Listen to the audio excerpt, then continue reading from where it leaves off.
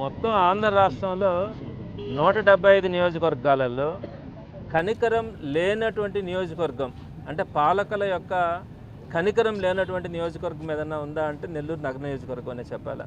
ఎక్కడ పడితే అక్కడ ధ్వంసం విధ్వంసం. నేనేమంటానంటే గత ప్రభుత్వంలో వైఎస్ఆర్సీపీ ప్రభుత్వం ఉన్నప్పుడు జాఫర్ సాహెబ్ కెనాల్ దగ్గర కానీ అలానే మినీ బైపాస్లో అక్కడ ఫ్లైఓవర్ వేసి అక్కడ సర్వేపల్లి కెనాల్ రివిట్మెంట్ చేయడం కానీ ఇలాంటి అనేకమైనటువంటి కార్యక్రమాలు చేసి రోడ్ వైడెన్స్ చేసి అవన్నీ కూడా దాని కింద కొన్ని వేల వాహనాలు వెళ్ళేటువంటి ప్రదేశాలనంతా కూడా క్లియర్గా చేసి రివిట్మెంట్స్ కానీ రోడ్స్ ఎక్స్టెన్షన్స్ కానీ ఫుట్పాత్లు కానీ తయారు చేస్తున్నాం. ఎందుకంటే రోజుకి 20-30 వేల వాహనాలు అవన్నీ కూడా అక్కడ ట్రావెల్ అయ్యేటువంటి ప్రదేశం కాబట్టి. సో అట్లాంటి ప్రదేశాల్లో మీరేం చేస్తున్నారు, ఫుట్పాత్లు వాటన్నిటి దగ్గర కూడా మీకు కావాల్సిన వాళ్ళకి సుమారుగా 35 అడుగులు ఆక్రమించేసి బొంకులు పెట్టించి మీ దగ్గర నారాయణ గారి దగ్గర పనిచేస్తున్నటువంటి టీం వాళ్ళందరికీ కూడా వాటన్నిటిని కూడా ఇచ్చిన పరిస్థితి చూసినాం. సుమారుగా 8 కోట్ల రూపాయలని ప్రభుత్వ ధనాన్ని వెచ్చించి మీ దగ్గర ఉండే అటువంటి ఎంప్లాయీస్కి ఇవ్వడం కానీ అలానే చేసినటువంటి బ్యూటిఫికేషన్ కానీ మొత్తాన్ని కూడా పాడు చేస్తా ఈరోజు దేనికి పనికి రాకుండా ఆ డబ్బులను కూడా పాడు చేసినటువంటి పరిస్థితి.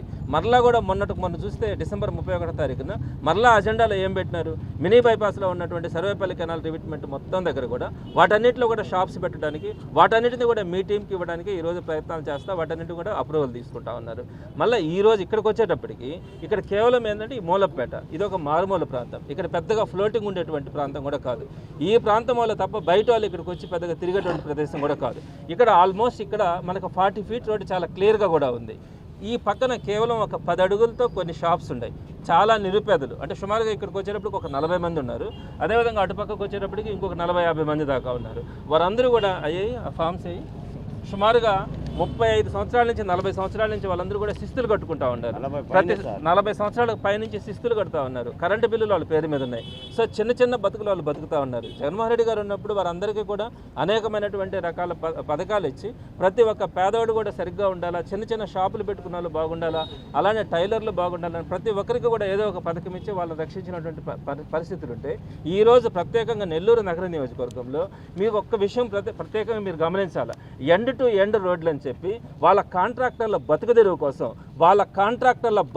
కోసం ఎండ్ టు ఎండ్ రోడ్ల పేర్లు చెప్పి వీళ్ళ కడుపులు కొడతా ఉన్నారు. అదేమని మాట్లాడితే ఇప్పుడు సుమారుగా ఆ పక్కనైతే చాలామంది చూస్తుంటారు, వాళ్ళందరూ కూడా అంతా కూడా నీట్గా వాళ్ళ ఇళ్ళ ముందు అంతా కూడా రోడ్లు వేసేసుకొని ఉంటారు. అంటే ఎక్కడ కూడా గ్యాపులు లేకుండా వాటన్నిటిని కూడా పగలగొట్టి మళ్ళీ ఎండ్ టు ఎండ్ రోడ్ల పేర్ల మీద సుమారుగా వాటికి సంబంధించి ఒక 10 కోట్ల రూపాయల దాకా శాంక్షన్ అయి ఉన్నాయి. దానికి సంబంధించి ఆ కాంట్రాక్టర్లు బతికే దానికోసం ఉండే రోడ్లను పగలగొట్టి ఏదైతే ఇళ్ళోళ్ళు ఏడుస్తూ ఉండరు, మా ముందు పైపులు ఉన్నాయి వాటిని పగలగొట్టద్దని చెప్తా ఉంటారు.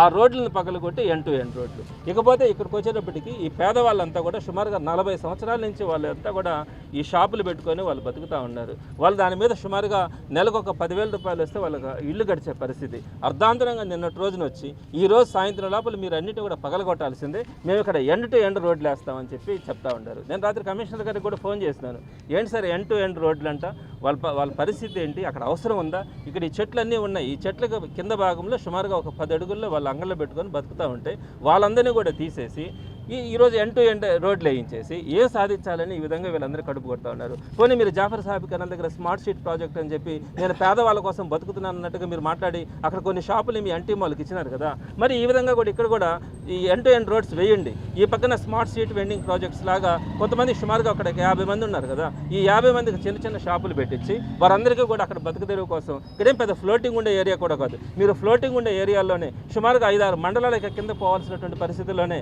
అక్కడే మీరు రోడ్డును ఆక్రమించి మీ షాపులు మీ వాళ్ళకి పెట్టించినప్పుడు ఇక్కడ ఈ రిమోట్ ప్లేస్లో ఇక్కడ ఎవరికి రానటువంటి ప్రాంతంలో ఆల్రెడీ 40 ఫీట్ రోడ్స్ ఇక్కడ అన్నీ కూడా ఉన్నప్పుడు ఈ వీళ్ళందరినీ కూడా తరిమేసి అర్ధాంతరంగా వాళ్ళని తరిమేస్తే రేపటి నుంచి వాళ్ళు ఏ విధంగా బతకాలా. తప్పకుండా చెప్తా ఉన్నా కమిషనర్ గారిని ఈరోజు రిపబ్లిక్ డే కాబట్టి కలిసే పరిస్థితి కూడా ఉండకపోవచ్చు.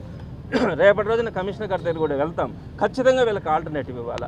అదేమని గట్టిగా మాట్లాడితే కమిషనర్ గారు అంటారు తోపుడు బండి పెట్టిస్తామంటారు. తోపుడు బండ్లు పెట్టించుకొని ఏం బతకాలా, వాళ్ళు ఉండే వాళ్ళంతా టీ షాపులు పెట్టుకుంటారు, కొంతమంది పంచర్ల అంగళ్ళు పెట్టుకుంటారు, కొంతమంది రకరకాల ఐస్ షాపులు కానీ అట్లాంటివి పెట్టుకుంటారు. చిన్న షాపులు పెట్టుకొని ఉంటే తోపుడు బండ్లు పెట్టుకొని వాళ్ళ సాయంత్రానికి ఎత్తుకుపోయి వాళ్ళ ఇళ్ళ కాడ పెట్టుకోవాలంట. వాళ్ళు ఇల్లు ఎక్కడ ఉంటాయి, వాళ్ళు ఎడ బతుకుతూ ఉంటారు, వాళ్ళ ఇళ్ళ దగ్గర ఇవి పెట్టుకునే దానికి అవకాశం ఉందా, మీరేదో తోపుడు బండ్లు 4 ఇస్తారని చెప్పి ఆ తోపుడు బండ్లు పెట్టుకోమని చెప్పి సలహా ఇస్తారు. మీరు స్మార్ట్ సిటీ ప్రాజెక్ట్ అని చెప్పి మీరు అక్కడ రోడ్డును ఆక్రమించి మీ వాళ్ళకి ఇచ్చుకున్నటువంటి పరిస్థితుల్లో ఈ ప్రాంతంలో ఒకవేళ ఎండ్ టు ఎండ్ రోడ్లు వేసినా కూడా అక్కడ ఉండేటువంటి ప్లేస్లో ఖచ్చితంగా వీళ్ళకి ఇవ్వాల్సిందే. నేనైతే చెప్తా ఉన్నాను, మీరు ఇచ్చేదాకా కూడా ఇక్కడ షాపులు పెట్టుకునేదాకా కూడా మిమ్మల్ని వదిలిపెట్టేది కాదు.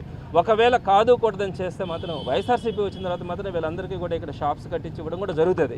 కానీ ఈ లోపలనే ఈ ప్రభుత్వమే మీరు చేస్తున్నటువంటి అన్యాయాలు కానీ అక్రమాలు కానీ తప్పకుండా కూడా ప్రశ్నించడం జరుగుతుంది. వాళ్ళకి మీరు డెవలప్ చేసుకోండి, మేమేం కాదని చెప్పట్లా. కానీ వాళ్ళకి ఆల్టర్నేటివ్ ఏదైనా చెప్తే కదా. ఇప్పుడు సర్వేపల్లి కెనాల్ దగ్గర ఒక 200 షాపులు పెడతా ఉన్నారు. వాళ్ళని పిలిచి రిక్వెస్ట్ చేసి మీకు మంచి షాపులు ఇస్తాం, అక్కడైనా కూడా మీ బతుకుదేరికి ఇబ్బంది లేకుండా, మీ కుటుంబ పోషణకి ఇబ్బంది లేకుండా చూసుకుంటామని ఆ మాటనే చెప్పాలా. లేకపోతే కనీసం ఇక్కడైనా మీరు షాపులు పెట్టుకునే ఏర్పాటనే చేస్తామని చెప్పాలా.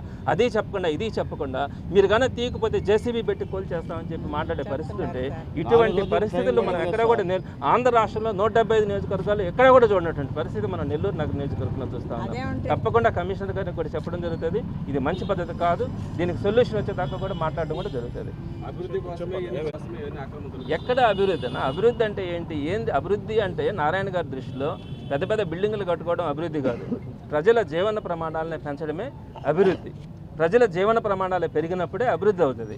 నువ్వు పేద ప్రజలందరినీ తీసేసి సుమారుగా మన నెల్లూరు సిటీలోనే సుమారుగా 65% మనకు నెల్లూరులో పూర్ పాపులేషన్ ఉంది. మరి వాళ్ళ జీవన ప్రమాణాలు చూసుకోకుండా మీరేదో నేను development end to end roads, already roads బాగున్నాయి, ఎండ్ టు ఎండ్ ఆ చివర అయితే ఇళ్ళలో అందరూ కూడా శుద్ధంగా రోడ్లు వేసుకొని ఉంటారు. ఆ రోడ్లను పగలగొట్టి మళ్ళీ రోడ్లు వేయిస్తూ ఉంటారు. మీరు ఎందుకు ఇన్ని కోట్ల రూపాయలు ఖర్చు పెడతా ఉన్నారు? సాగు బాదుతూ ఉంటారు. ట్యాక్సులు అని చెప్పి ఇంటి ట్యాక్సులు కానీ, హౌస్ ట్యాక్సులు కానీ, వాటర్ ట్యాక్సులు కానీ సుమారుగా ఒక్కొక్క పేదవాడికి 25,000 27,000 వచ్చినాయి. దాని మళ్ళీ కోర్టుకు తీసుకెళ్ళేశారు. వీళ్ళు కనుక కట్టకపోతే కోర్టుకు తిరగాల్సిన పరిస్థితి ఉంటుంది. ఈ విధంగా మా దగ్గర బలవంతంగా ఈ పేదవాళ్ళ దగ్గర డబ్బులు గుంచి ఆ డబ్బుల్ని మీ వాళ్ళకి సంబంధించిన కాంట్రాక్ట్ పనుల కోసం అభివృద్ధి పేరుతో మీరు తీసుకొని వస్తూ ఉన్నారంటే ఇంతకంటే నీచమైన పరిస్థితి లేదు. అభివృద్ధి అంటే పేద ప్రజల జీవన ప్రమాణాలు పెరిగినప్పుడే ఆ సమాజం అభివృద్ధి ఉంటుంది. మీరు ఏం చేస్తూ ఉంటారు? పేదవాళ్ళ కడుపులు కొట్టి వాళ్ళని కడుపు మండించి ఈరోజు మీరు చేస్తున్నటువంటి మీకు సంబంధించినటువంటి ఎన్టీ మాల్ని బతికించడానికి కోసం ఇంతమంది ప్రాణాలు తీస్తూ ఉంటారు. తప్పకుండా కూడా గట్టిగా మాట్లాడడం కూడా జరుగుతుంది. కమిషనర్ గారి దగ్గరికి రేపు వెళ్ళడం జరుగుతుంది. వాళ్ళకి తప్పకుండా న్యాయం కూడా జరుగుతుంది. స్మార్ట్ సిటీ మీద మీరు పోరాటం చేస్తారు. ఇప్పుడు దానికి సంబంధించి అది కంప్లీట్ 100% ఫెయిల్యూర్ ప్రాజెక్ట్. అది దానికి సంబంధించి నేనైతే దాన్ని కంటెంప్ట్ కూడా వేస్తున్నాను. ఆ కంటెంప్ట్కి సంబంధించి వాళ్ళు దానికి సంబంధించి మళ్ళా టైం తీసుకుంటూ కూడా ఉన్నారు. మనకు చెప్పినటువంటి హామీల్లో ఏదైతే అక్కడ ఆ స్మార్ట్ సిటీ ప్రాజెక్టుని నేను ఎన్జీటీకి వేసినప్పుడు వాళ్ళు ఏదైతే ప్రామిసులు చేసినారో ఆ ప్రామిసులన్నింటినీ ఫుల్ఫిల్ చేయకుండానే వాళ్ళు అన్యాయంగా వాటిని అక్కడ పెట్టడం కూడా జరుగుతుంది. దాని మీద ఎన్జీటీకి మళ్ళీ అప్పీల్ వేయడం జరిగింది. హైకోర్టులో కూడా అప్పీల్ వేస్తూ ఉన్నాము. సో దీనికి భిన్నంగా ఈరోజు మళ్ళా సర్వేపల్లి కెనాల మీద కూడా చేస్తూ ఉన్నారు. తప్పకుండా మీరే చూస్తారు. 1 మంత్ లోపల దీనికి సంబంధించి అంతా కూడా సొల్యూషన్స్ రావడం కూడా జరుగుతుంది. Local to global news at your finger tips. మీ చేతిలో ఒక ఆయుధం. డౌన్లోడ్ రా టీవీ యాప్.